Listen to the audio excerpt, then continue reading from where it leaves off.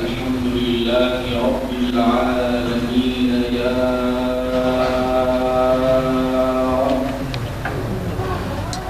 ارحم ضعفنا وتولى أمرنا وعافنا واعف عنا. اللهم لك الحمد ملء السماوات وملء الأرض وملء ما بينهما وملء ما شئت من شيء بعد. لك الحمد حتى ترضى ولك الحمد قبل الرضا ولك الحمد بعد الرضا.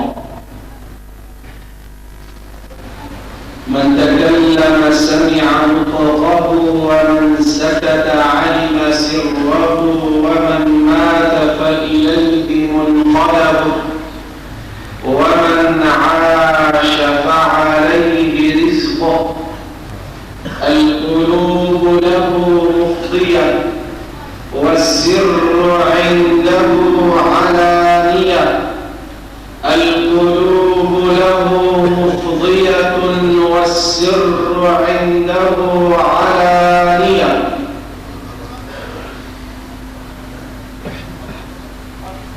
كان ولا مكان، كان ولا مكان وهو على ما كان قبل خلق المكان. كان ولا مكان وهو على ما كان قبل خلق المكان. علم ما كان وعلم ما يكون وعلم ما لا يكون. لو كان كيف كان يكون. هو الله الذي لا إله إلا هو عالم الغيب والشهادة. هو الرحمن الرحيم. هو الله الذي لا إله إلا هو الملك القدوس السلام المؤمن المهيمن العزيز الجبار المتكبر. سبحان الله عما يشركون. من أراد الله فهو يكفيه. من اعتز بماله قل ومن اعتز بعقله ضل ومن اعتز بجاهه ذل ومن اعتز بنفسه كل ومن اعتز بالله فلا ضل ولا مل ولا ضل ولا ذل. وأشهد أن لا إله إلا الله. سئل الإمام الشافعي يا إمامنا ما الدليل على وحدانية الخالق؟ فقال الإمام الشافعي الدليل على وحدانية الخالق ورقة التوت. ورقة التوت. لم ينظر الإمام الشافعي إلى السماء وارتفاعها ولم ينظر إلى الجبال ورسوخها ولم ينظر إلى البحار وأمواجها ولم ينظر إلى النيران وسعيرها. إنما قال الدليل على وحدانية الله ورقة الدود. تأكلها الدودة فتخرجها حريرا طريا وتأكلها الغزالة فتخرجها مسكا نقيا وتأكلها الشاة فتخرجها لبنا سائغا سريا. مسكا نقيا وحريرا طريا ولبنا سائغا سريا. الصنعة مختلفة والمادة واحدة فمن الصانع؟ الله.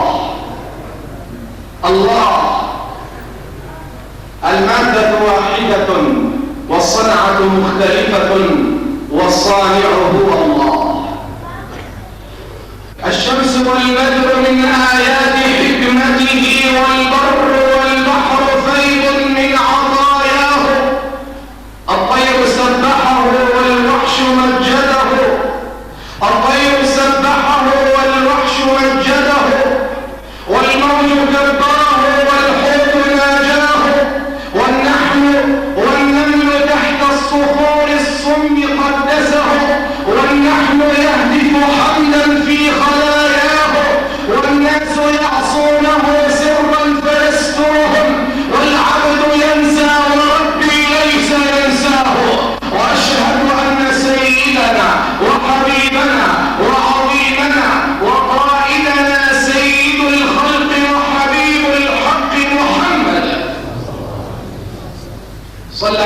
الله يا علم الهدى يا خير الفريقين من عرب ومن عجم. صلى عليك الله يا قطر الندى، صلى عليك الله يا بحر العلا، صلى عليك الله ما ناحت الأيدي الحمائم، صلى عليك الله ما طار طائر في الفضاء وغرد، بلغ العلا بكماله، كشف الدجى بجماله، عظمت جميع خصاله، صلوا عليه وآله. أما بعد، فيا شباب العقيدة ويا رجال محمد ويا عشاق الكون والشهادة، وحدوا من لا يغفل ولا ينام. عنوان خطبتنا لهذه الجمعة: شكر الله عز وجل على نعمه وآلائه الجسيمة. كلنا يحفظ الآية القرآنية: وإن تعدوا نعمة الله لا تحصوها. فتعالوا معنا اليوم إلى رياض الحبيب محمد، لأن كثيرا منا اليوم من يغفل على نعم الله عز وجل، وكثير منا من يبدأ بالبكاء ويشتكي ويتذمر وينسى نعم الله. فتعالوا معنا اليوم إلى رياض حبيبنا لنتعلم القليل ونتذكر الشيء اليسير اليسير اليسير من نعم الله. اذكر نفسك أيها المسلم حين كنت جنينا في رحم أمك، عشت 9 أشهر وأنت داخل رحم مقوس، 9 أشهر وأنت داخل ذلك الرحم. تخيل معي وأنت حين الولادة بقي نصف جسدك في الخارج ونصف جسدك في الداخل، ما يكون حالك؟ والله لابد خلقا. الله أكبر وسبحان الله. بقيت 9 أشهر داخل ذلك الرحم المقوس وما كنت خلقا، فإذا ما خرج نصفي إلى الخارج وبقي النصف الآخر في الداخل لمدة دقيقة واحدة لدى الولادة، أموت خلقا.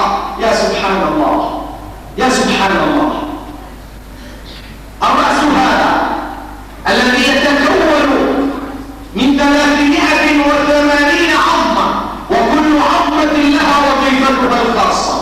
الرأس هذا الذي يحوي الأعضاء الحيوية المباشرة للإنسان، فيحتوي العين والأنف والأذن والفم، ولكل منهم له وظيفته.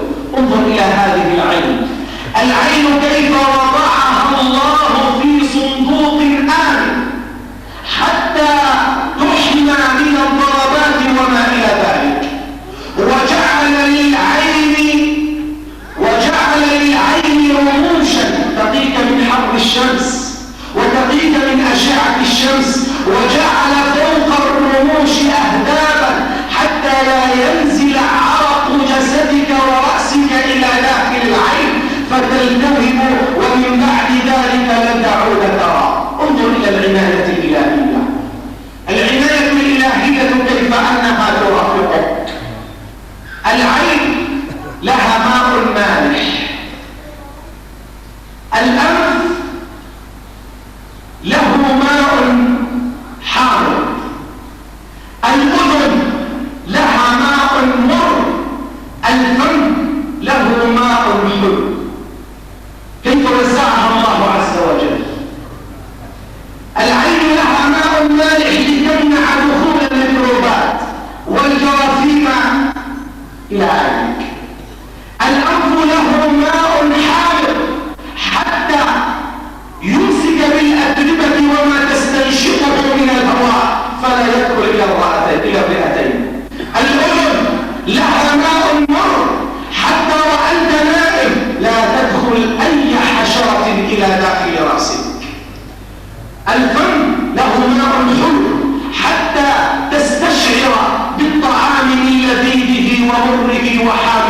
وحبه، كل هذا جمعه الله عز وجل فيك. نعمة ليس بعدها نعمة، نعمة ليس بعدها نعمة. أنت في الرحم كانت هنالك عناية إلهية تلحظك وتراقبك وتنظر إليك، كان هنالك من يحملك، كان هنالك من يرعاك، كان هنالك من يسقيك، كان هنالك من يطعمك. الصورة نفسها متكررة في الدنيا. لا تظن أنك في الدنيا قادر، لا تظن أنك في الدنيا مطعم لنفسك، لا تظن أنك في الدنيا مشرب وساق لنفسك، لا والله، إنما الصورة متكررة في عالم الأرحام، نفسها تكررت في عالم الدنيا. والله ما أبصرت ولا سمعت ولا أكلت ولا شربت ولا نمت ولا استيقظت إلا واليد الإلهية مبسوطة فوقك ذراعا.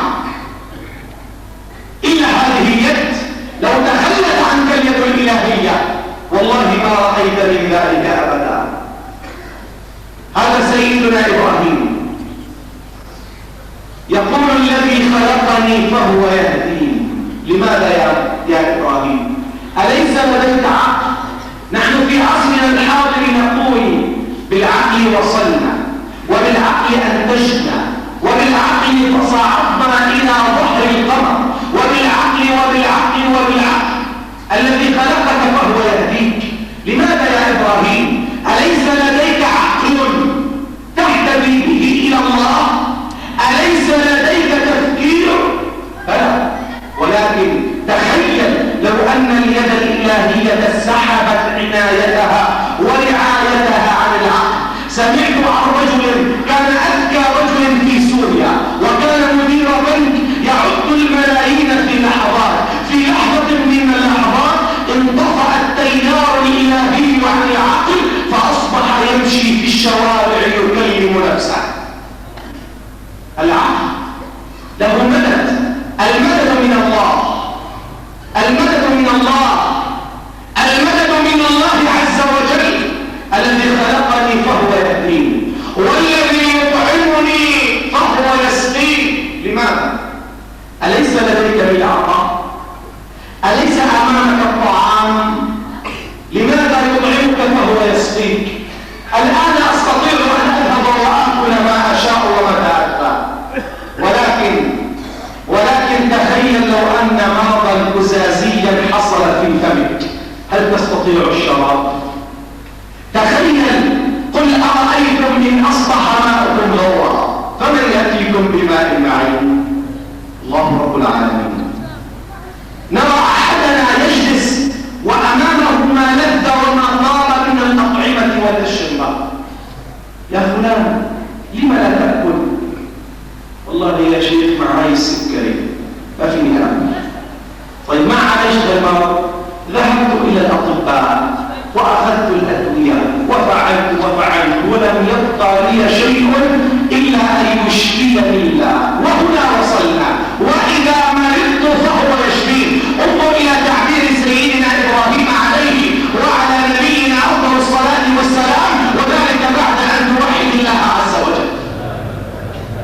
الذي خلقني الله فهو يهدين الله، والذي يطعمني الله فهو يسقين الله.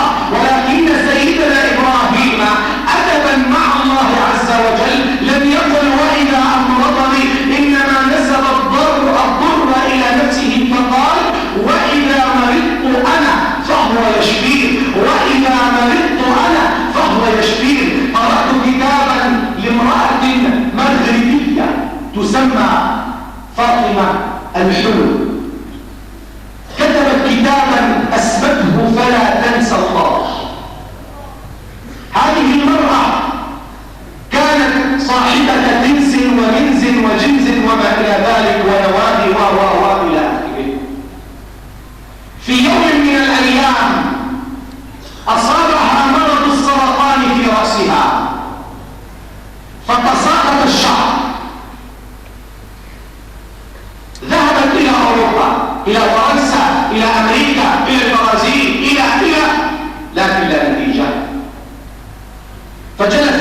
بيتها تنتظر الموت، فجاءتها إحدى الأخوات المؤمنات قالت لها: يا فاطمة، إذا كنت لابد ستموتين فلم لا تذهبين وتعملين في آخر عمرك عمرة؟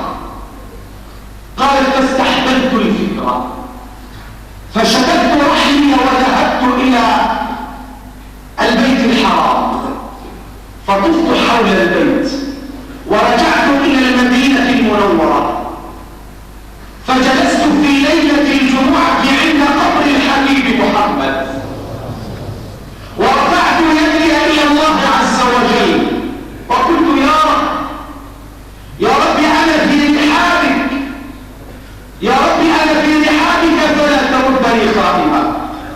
تقول هذه المرأة: فما شعرت بلساني لوحده يقول: إذا لم أطب بطيبة عند طيب به قد طابت الدنيا فأين أطيب، وإذا لم يستجب ربنا في حيه الدعاء ففي أي حي للدعاء يجيب. تقول فاطمة: فأخذتني سنة من النوم فرأيت رجلا أسمر اللون جحنا الجسد ينظر إلي فقال: يا فاطمة، ألا تدرين من أنا؟ قالت: لا والله. قال لها: أنا محمد رسول الله. يا فاطمة، إن لك عندي حظين، إن لك عندي حظين، الأول أن اسمك فاطمة، والثاني أنك مسلمة.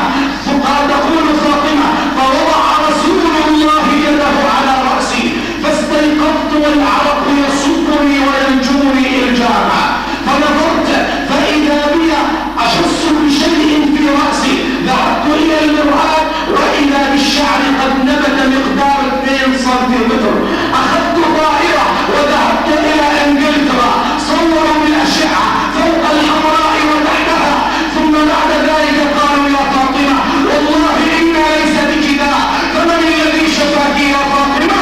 قالت: إن الذي شفاني هو الله على حبيبه رسول الله، وإذا مرضت فهو يشفيني، إذا لم أطب بالطيبة عند طيبه به قد طابت الدنيا فأين أطيب، وإذا لم يستجب في ربنا وإذا لم يستجب ربنا في حيه الدعاء ففي أي حي للدعاء يجيب. الذي خلقني فهو يهدين، والذي يطعمني فهو يسقين، وإذا مرضت فهو يشفين. نعم الله عز وجل علينا أيها الأحبة لا تعد ولا تحصى، ليس لها عدد وليس لها حصر. لذلك أعد بعض النعمات التي أنعم الله عز وجل علينا.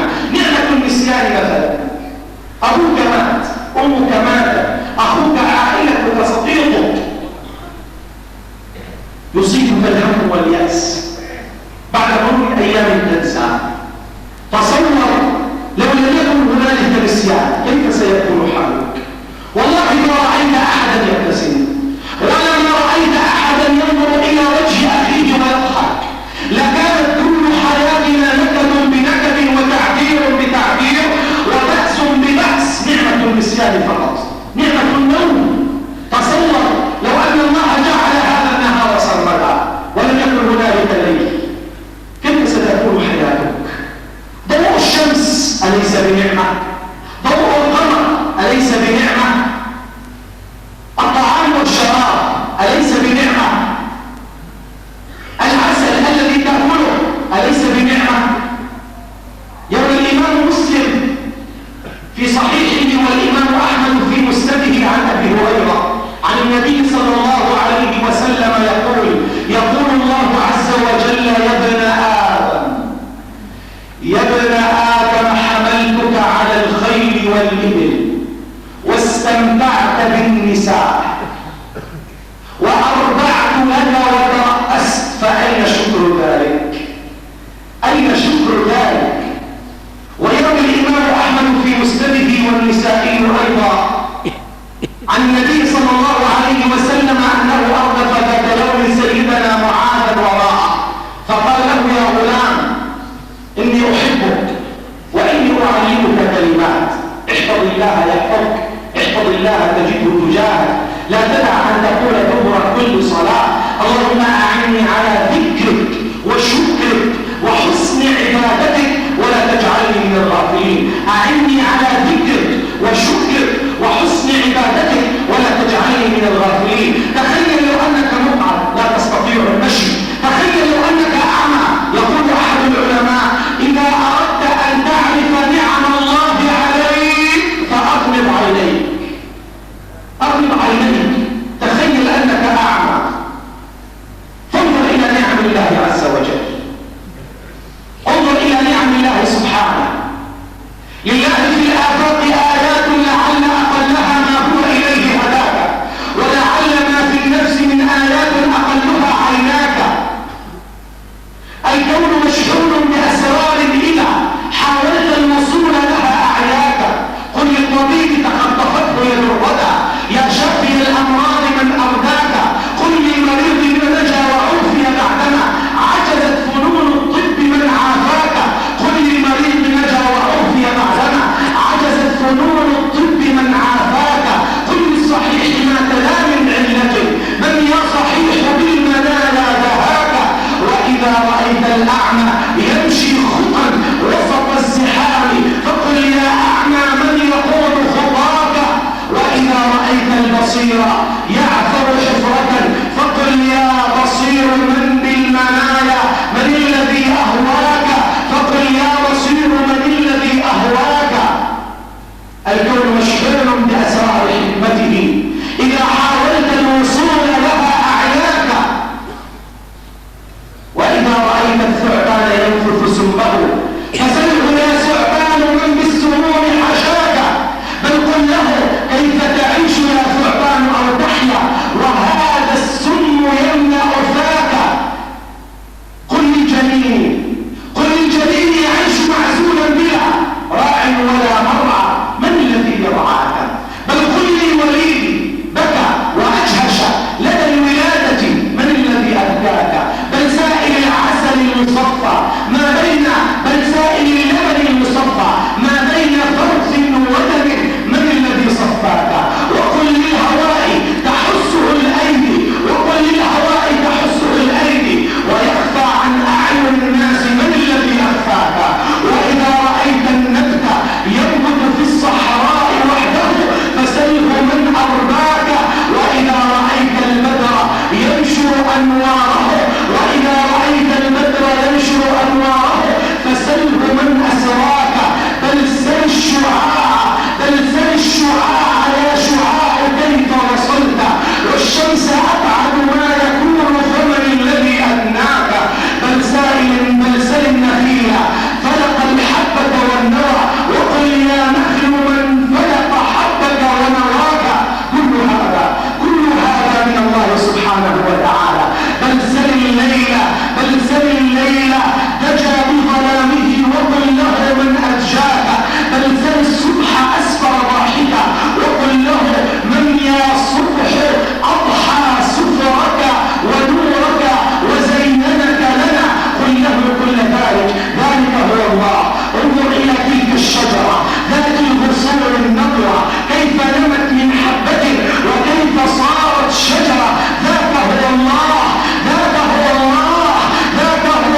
الذي أنعمه منهمرة ذو حكمة بالغة وقدرة مقتدرة.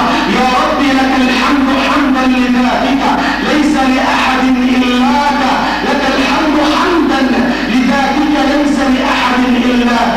يا منبت الزهر مشقوق النوى كيف ترك من دعا ورجاك. يا أيها الإنسان نحلم ما الذي بالله جل وجلاله أغراك. كل هذه النعم تحيط عليك فلماذا لا تؤدي شكرها لله؟ وكيف يكون أداء الشكر؟ هل يكون أداء الشكر بالقول فقط؟ لا والله، إنما أداء الشكر بالعمل. وقل اعملوا آل داود شكرا ولم يقل الله وقولوا آل داود شكرا. وقل اعملوا آل داود شكرا وقليل من عبادي الشكور. شكرك لله يكون بصياعك لأوامر الله. شكرك لله يكون بامتثال بامتثالك لأوامر الله وباجتنابك عما نهى الله عز وجل، أن تصلي أوقاتك، أن تؤدي زكاتك، أن تنفق في سبيل الله، أن تكفل الأرملة واليتيم والمسكين، أن تكون مثالا أعلى لكل مسلم. تسجد. قالت سيدتنا عائشة: يا رسول الله، لماذا تطيل السجود والصلاة وقد غفر الله لك من ذنبك ما تقدم وما تأخر؟ فقال لها: يا عائشة، أفلا أكون عبدا شكورا؟ أفلا أكون عبدا شكورا؟ ولئن شكرتم لأزيدنكم. النعم مقيدة بالشكر، فمن حفظ النعمة ووعاها وعلمها زاد الله عز وجل له في النعم، وذلك بعد أن يشكر الله سبحانه. أنت الآن هذا الأسبوع مر عليك ولم تحدث حادثة في منزلك، لم يمرض أحد أولادك، ولم يمت أحدهم، ولم تصبك مصيبة آخر الأسبوع، تصدق في سبيل الله شكرا لله عز وجل، زكاة عن نفسك، للأرملة، للمسكين، للمساجد، لكل ما ممكن من خير يزرع فيه الخير. والله إن كنت ذلك تكون من الشاكرين بإذن الله. ولا أريد أن أطيل عليكم بسبب الحرارة المرتفعة وإخواننا الذين يجلسون في الشمس خارجا. أقول قولي هذا وأستغفر الله العظيم لي ولكم، فاستغفروه يا فوز المستغفرين. أستغفر الله لي ولكم.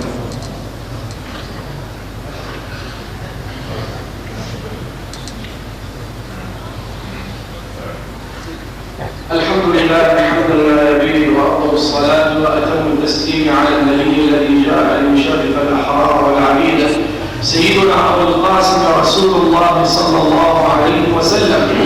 عباد الله، أوصيكم ونفسي الخاطئة بتقوى الله، فعن اليمين وعن الشمال قعيدا، ما يلفظ من قول إلا لديه رقيب عتيد. وجاء سكرة الموت بالحق، ذلك ما كنت منه تحيدا، ونفخ في الصور، ذلك يوم الوعيد. وجاءت كل نفس معها سائق وشهيد، لقد كنت في غفلة من هذا فكشفنا عنك غطاءك فبصرك اليوم حديدا. وأشهد أن لا إله إلا الله، وأشهد أن سيدنا وحبيبنا محمدا رسول الله. عباد الله، أشهد الله أنني أحبكم في الله. اللهم افتح قلوبهم قبل آذانهم. اللهم إني أعوذ بك من حب النفس وغرورها. اللهم إني أشهدك أنني خلعت نفسي عند مخلع عندك. وعدتكم في الجمعة الماضية أنني سوف أصعد المنبر في هذه الجمعة، إما أن أشكركم وإما أن أعاتبكم، ولكن والحمد لله، الشكر لله أولا لأنه سخركم لبناء هذا الدين، فأنتم جند محمد، وجند محمد لا يكونون جنودا بحق إلا إذا كانت أنفسهم ومنهجهم وأموالهم في سبيل الله. وهذا ما كانت. كنا بحاجة إلى مبلغ معين، فجمعنا بعون الله عز وجل وعلى أكتافكم 3 أضعاف هذا العدد، وهذا بعون الله سبحانه وتعالى، شاكرين لكم تعاونكم وشاكرين لكم ما هيأ الله عز وجل على أيديكم من هذا الخير. واعلموا أن العمل أمامنا لهذا المسجد كثير جدا، وكما ترون إخواننا في الخارج وعلى سطح المسجد وفي كل مكان، والجو جو المسجد حار جدا، النفس تكاد تأخذه بشق الأنفس، لذلك نحتاج إلى توسعة، وهذه التوسعة لن تكون إلا على أيديكم أيها الأحبة. واعلموا أن النبي أخبركم: من بنى لله مسجدا ولو كمفحص القطاع، يعني عش حمام صغير، بنى الله له قصرا في الجنة. لا أريد أن أكرر عليكم في كل جمعة لهذا المسجد، لأن مسجدكم يحتاج إليكم، ومسجدكم هذا هو من أكبر المساجد في هذه المنطقة، فلماذا لا نعلن بيت الله عز وجل ولا نعمره بالصلاة فيه وبالإيمان والتقوى، لنكون جنودا ربانيين لله وأتباعا مخلصين لرسول الله محمد، كما لا تنسوا ضيوفكم أيها الأحبة، فمن كان يؤمن بالله واليوم الآخر فليكرم ضيفه وارفعوا أيديكم إلى الله عز وجل فإني لا فأمنوا. اللهم يا أرحم الراحمين يا الله، يا أرحم الراحمين يا الله، يا غياث المستغيثين يا الله، رفعنا إليك أكف الضراعة يا رب، متوسلين إليك بصفة الحبيب المصطفى صلى الله عليه وسلم. اللهم ارحمنا يا رحيم، وتب علينا يا تواب يا كريم. اللهم خذ بأيدينا إلى كل ما تحبه وترضاه. اللهم أبعدنا عن كل ما تبغضه وتكرهه وتأباه. اللهم هذه الأنفس رخيصة في سبيلك يا الله. اللهم إن كتبت عليها الموت في يومنا هذا فخذها إليك غير ضالة ولا مضلة. اللهم وإن كتبت لها الحياة فوفقها إلى كل خير وأبعدها عن كل شر. اللهم يا رب العالمين، يا رجاء السائلين، يا حبيب الصادقين، يا محبوب المخلصين، يا غاية الراجين، يا منى السائلين، يا غافرا لكل خطية، يا صارفا لكل بلية، كيف ننفضح وأنت الستار؟ أم كيف نبتلى وأنت الكاشف؟ أم كيف نفتقر وأنت الغني؟ يا كاشفا لكل بلية، يا كاشفا لكل بلية، اكشف عنا وعن المسلمين ما هم فيه يا الله. يا رحمن يا رحيم يا الله، يا حي يا قيوم يا الله، يا سلام يا مؤمن يا الله، يا عزيز يا جبار يا الله، يا ملك يا قهار يا الله، يا جبار يا الله، يا جبار يا الله، يا جبار يا الله، يا جبار يا الله، يا سميع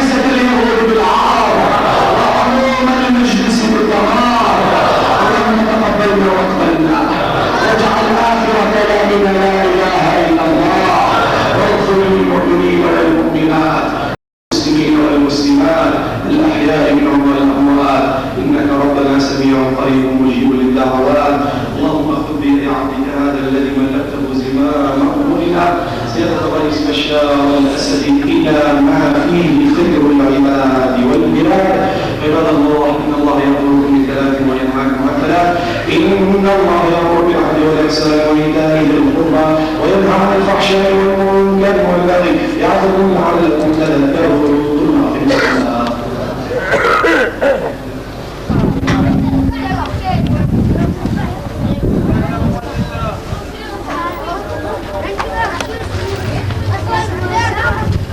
في الصلاة. وعليكم السلام ورحمة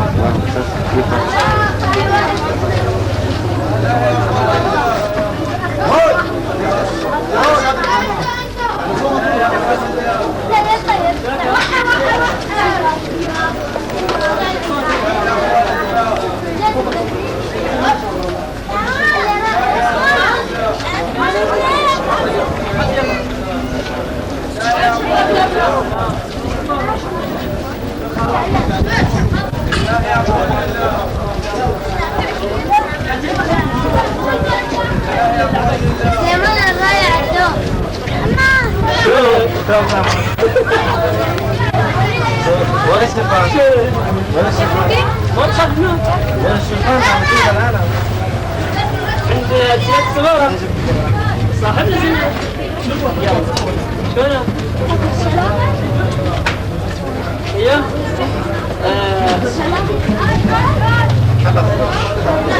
ليش يا صاحبي تكلم؟ نعم شو صاحبي هذا صاحبنا حب الدين وين كل شيء في الحاول سجلنا على الجامعة هذاك الشريك على الجماعة ياخذ يعطي الصوت ياخذ شو ده حالة تجي لك عن مستوى معروف خلاص بعد نرجع التليفون هاي محل هون يلا